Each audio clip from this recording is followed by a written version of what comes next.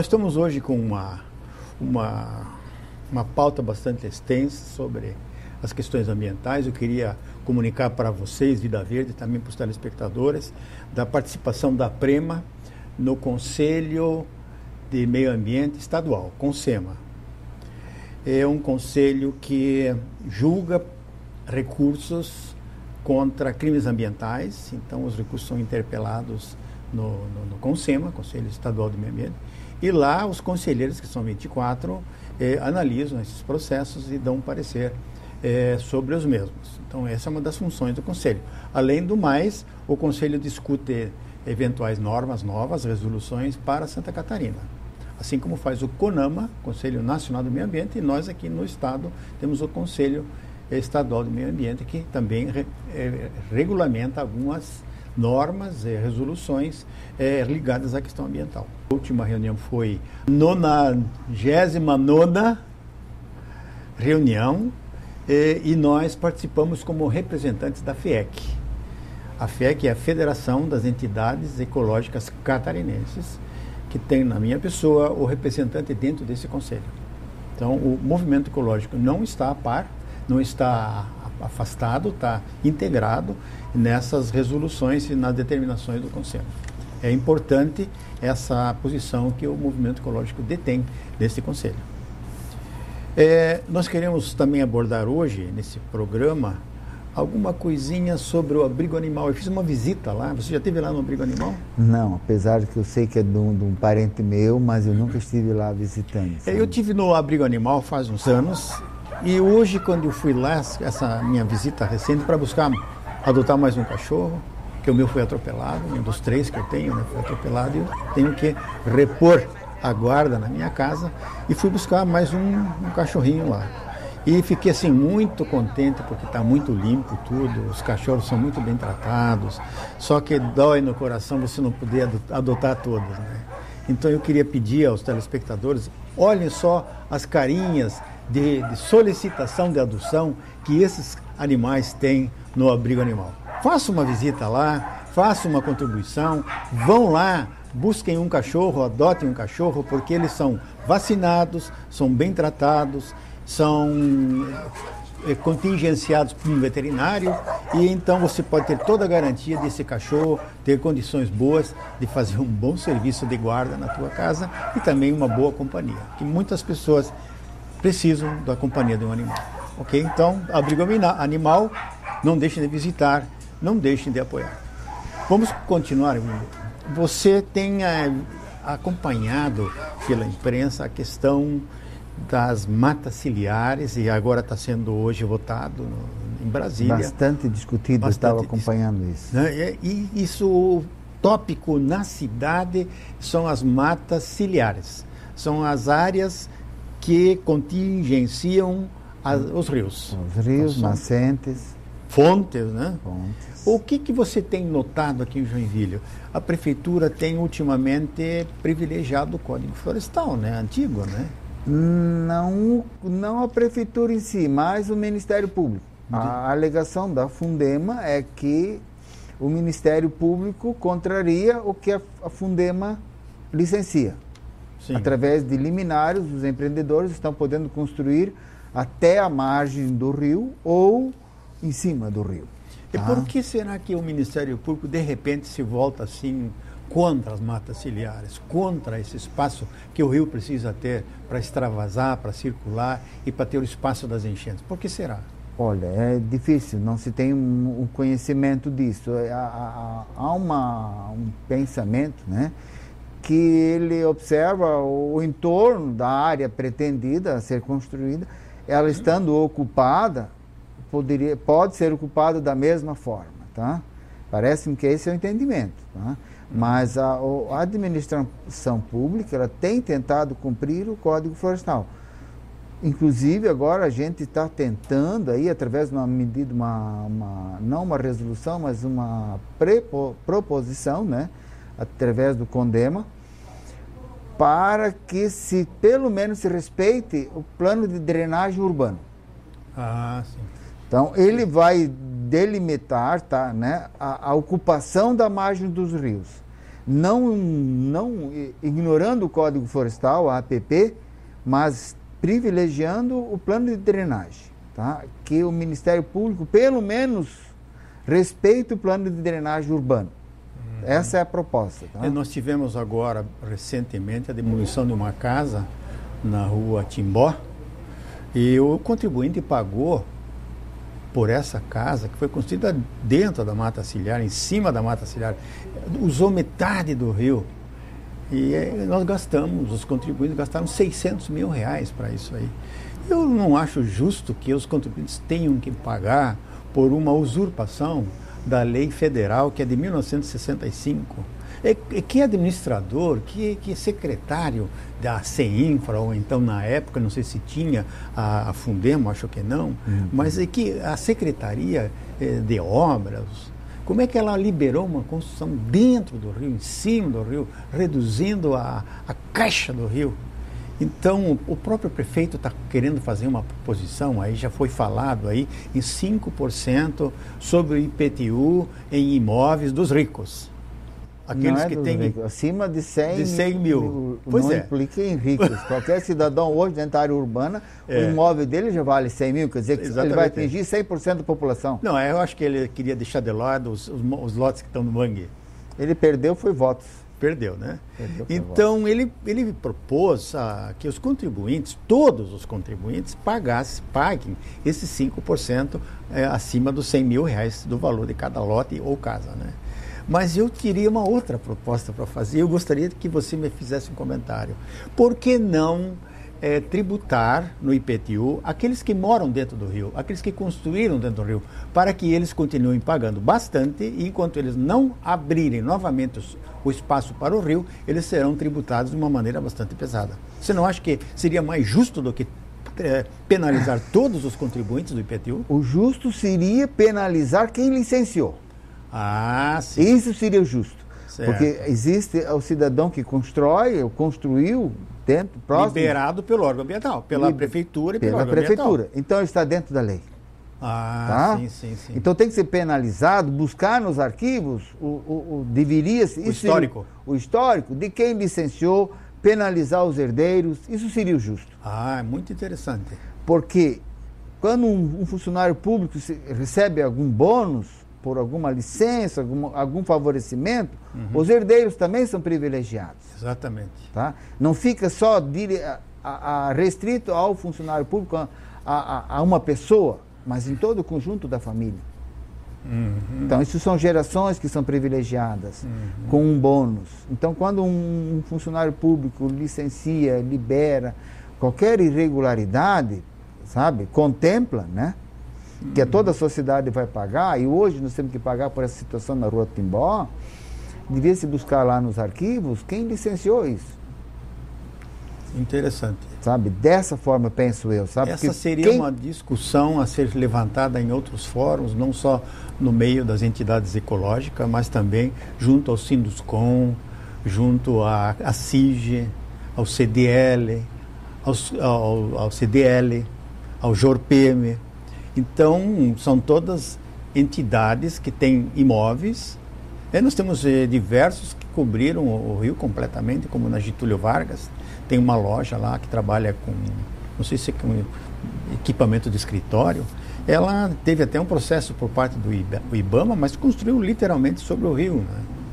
Mas tem vários imóveis, quer dizer, quase toda a cidade, não, mas o centro está todo sobre o rio. Claro, o Rio Matias todinho, né? Sabe, então, nós retrocedermos, né, querermos agora recuperar 30 metros à margem desses rios. É impossível, né? Isso é absurdo.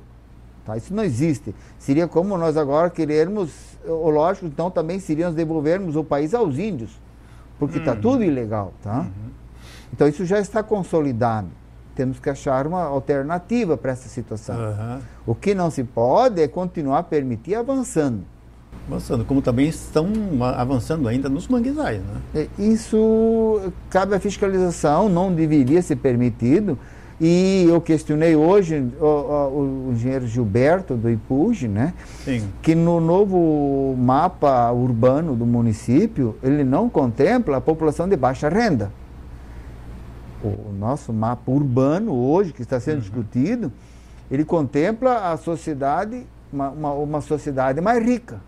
Ah, sim. Mas me dá um exemplo. Não existe para nós. Eu questionei com ele, hoje a proposta é o adensamento, né? A verticalização. E essa cidade está sendo proposta para universitários, gente com poder aquisitivo maior, porque a terra está ficando muito cara. Em um imóvel, qualquer apartamento de 50 metros quadrados, 60, já está em 100 mil reais. Só que quem vai construir essa cidade vertical e adensada, hoje, vamos dizer assim, é o nordestino que está vindo para cá. Exatamente. Ele vem com a família, e onde é que ele vai morar? Ingo, sobre esse tema nós vamos continuar, que nosso primeiro bloco está se encerrando. Vamos pedindo ao telespectador que retornaremos em instantes. Até lá.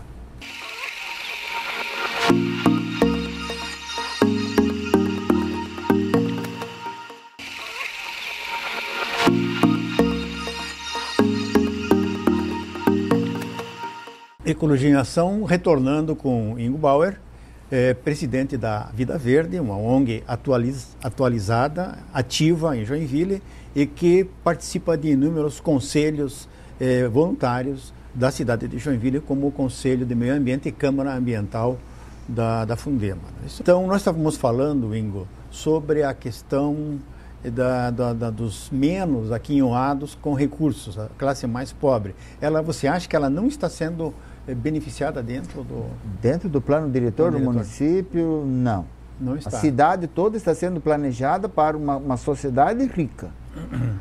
Ela está sendo, não foi ampliado o perímetro urbano, tá? E dentro desse perímetro urbano sobra muita pouca terra útil, muita área verde, que pela legislação não pode ser mais ocupada. Tá? Eu acredito que no Código Florestal que está sendo votado hoje, que deve ser votado, ele não vai contemplar mais desmatamentos na Mata Atlântica, tá? Vai restringir ainda mais.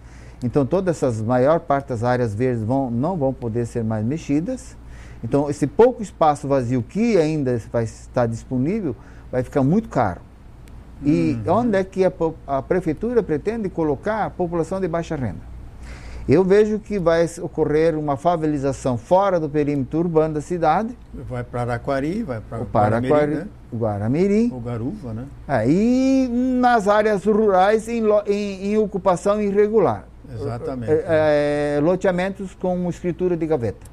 Aí vai acontecer exatamente o contrário que está se prevendo, né? Exatamente, sabe? A prefeitura não está planejando uma cidade equilibrada com uma população de baixa renda e uma população já privilegiada na sua renda. Então, nós vamos ter um cinturão de pobreza em volta desse perímetro urbano. E o perímetro semi-urbano e agrícola também está sendo alterado. Esse foi tirado fora. Foi tirado fora. Foi tirado fora porque isso aí é uma... Nós não temos mais zona agrícola quase, né? É muito pequena. Muito pequena, sabe? Ela se restringe a propriedades de lazer e algumas de produção muito restrita de arroz e banana, tá? Não temos uma grande agricultura. Claro que com uma modernização, acredito que os nossos agricultores aqui da periferia, do entorno, eles vão poder ganhar muito dinheiro com produção destinada à cidade, né? Hortaliças, essas coisas, né? Sim. Por causa de questão de deslocamento, né? Correto. É só uma questão de mudança de cultura, né? Mas, Ingo, nós temos ainda, falando em rios, nós tivemos uma época que, isso foi há alguns anos já, o rio Matias pegou fogo. Você está lembrado disso? Não, essa não. Houve um lançamento de hidrocarbonetos no rio, provindos de um treinamento dos bombeiros, que fizeram uma aplicação da água em cima de tanques onde tinha óleo dentro. Esse óleo saiu dos tanques, porque ele é sobre nada, né? Se apagava o fogo e emitia fogo novamente, e esse óleo continuava saindo do tanque e entrou dentro do rio Matias. No rio Matias tinha um colchão, no cruzamento com a João Colim. Não tinha ainda essa avenida que nós temos hoje, né? Então, alguém pôs fogo e queimaram 4 casas. 4 casas da rua Visconde de Toné. Inclusive, o doutor Araldo Carman tinha um consultório que dava de fundos para o rio Matias. Então, foi assim, foi noticiado a nível de jornal nacional. A Prema, inclusive, fez um levantamento, a questão, fez um comentário, fez alguns artigos, e o rio Matias pegou fogo. Foi o único rio no Brasil que pegou fogo.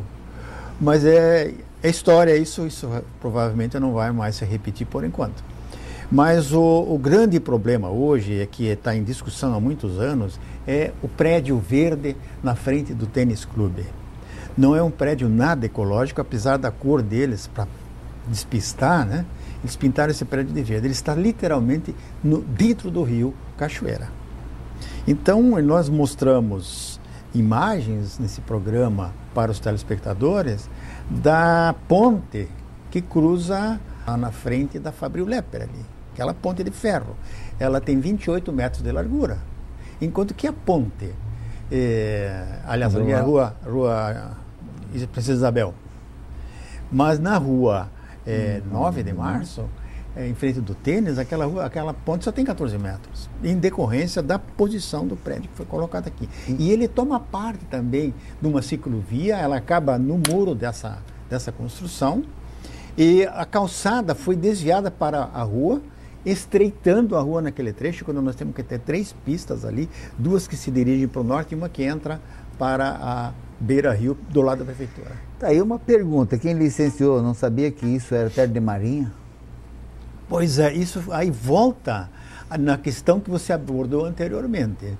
Vamos fazer uma pesquisa, vamos ver qual é o prefeito que liberou essa construção dentro do rio. Os secretários O secretário que liberou, os estudos dos engenheiros da época. Porque eu vejo assim, esse tipo de empreendimento sempre cai no conhecimento dos secretários, do prefeito, eles têm conhecimento disso. Eles são responsáveis para a liberação disso. Eu diria assim, funcionário público é responsável em pegar o pagamento dele no começo do mês. Exatamente. Então, mesmo que não se consiga penalizar os autores, porque talvez alguns já estejam mortos, mas que pelo menos a sociedade de Joinville saiba quem promoveu essa desgraça toda, porque durante muitos anos o povo daquela região central de Joinville, na rua Jerônimo Coelho, na rua Rio Branco, em outras paralelas ali, onde as enchentes ocorrem hoje por qualquer chuvinha de verão. Então é um desastre isso para as residências, os pisos estão todos mofados, mau cheiro nas casas, e essas pessoas não conseguem vender as casas. Então, mas eu acho até que novamente vai haver uma demolição desse prédio. Mas vai demorar para poder... É muito caro, né? É muito caro e não justifica apenas demolir aquele prédio. Envolve toda uma proposta de alargamento do rio para acabar com a enchente no centro. Tá? Isso é muito custo que o nosso município não tem. Esses problemas de alagamento, isso tudo vai só continuar agravando, porque os estudos existem para apontar a causa, né, e a solução. Mas a solução mesmo, que é ter o recurso, não existe no nosso município. Agora, tem um outro prédio aqui em Joinville que não está dentro do rio, mas ele faz parte do centro histórico de Joinville, que é o antigo Fórum. Nem é tão antigo assim. Não é tão antigo. Foi o arquiteto Filomeno que fez esse projeto do Fórum. Belíssimo, uma estrutura muito elegante, por sinal, de concreto exposto. Mas o que realmente a gente estranha é que deixaram esse prédio se apodrecer. Se deteriorizar.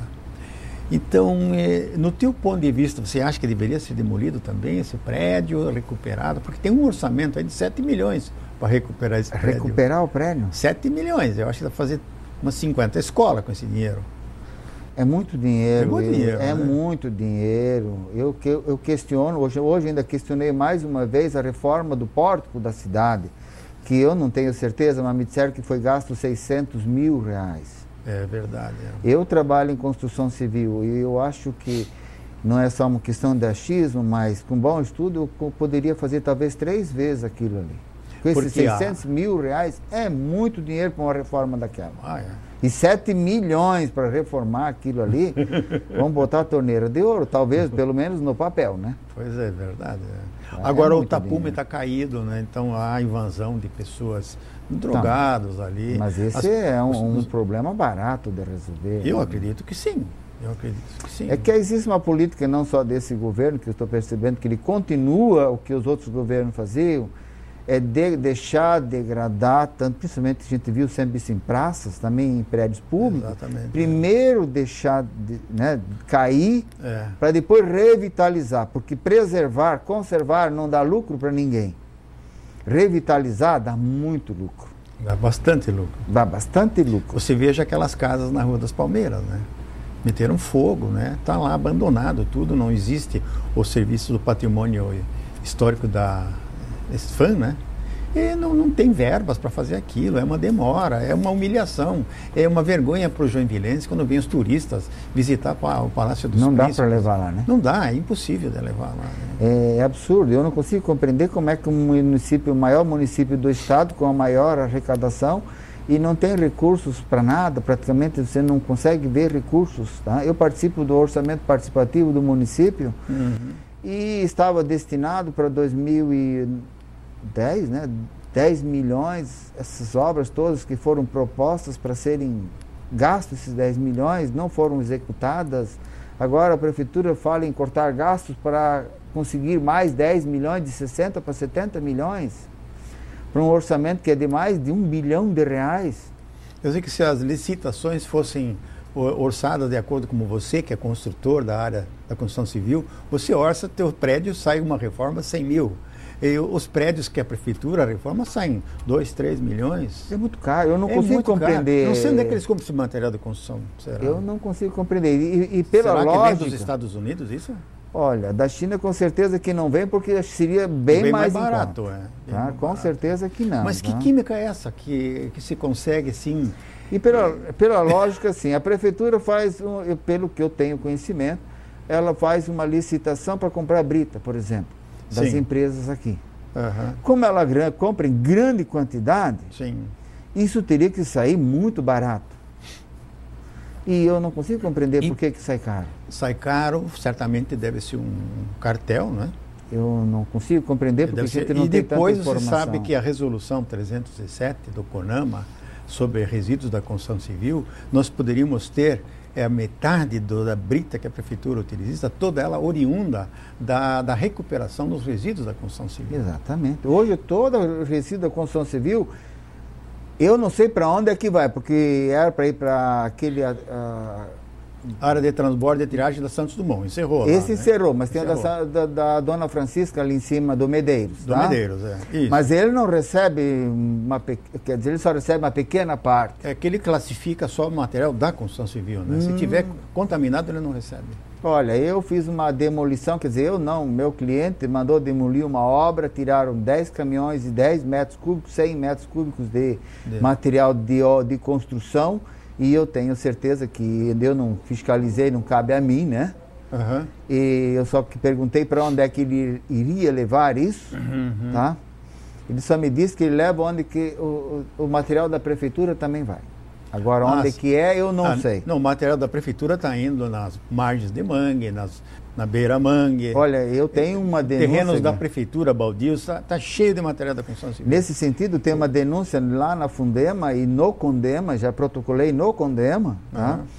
Nós estávamos discutindo em 2009, tá? Sobre o resíduo da construção civil, na comissão técnica. Enquanto nós discutimos esse assunto, a prefeitura tinha um descarte nos fundos da Exproville. Cortaram uma figueira gigante para transformar o local em aterro, tá, de materiais da prefeitura, tá, em APP. Brincadeira. Do lado de um rio. Mas, Ingo, a conversa está boa e o tempo já acabou. Você já está sendo convidado para uma nova rodada aqui no Ecologia em Ação. Daí nós vamos conversar mais sobre esses assuntos aí. Telespectadores, vocês são nossos convidados. Obrigado pela presença de vocês e convidados para o nosso próximo programa. Um abraço para todos.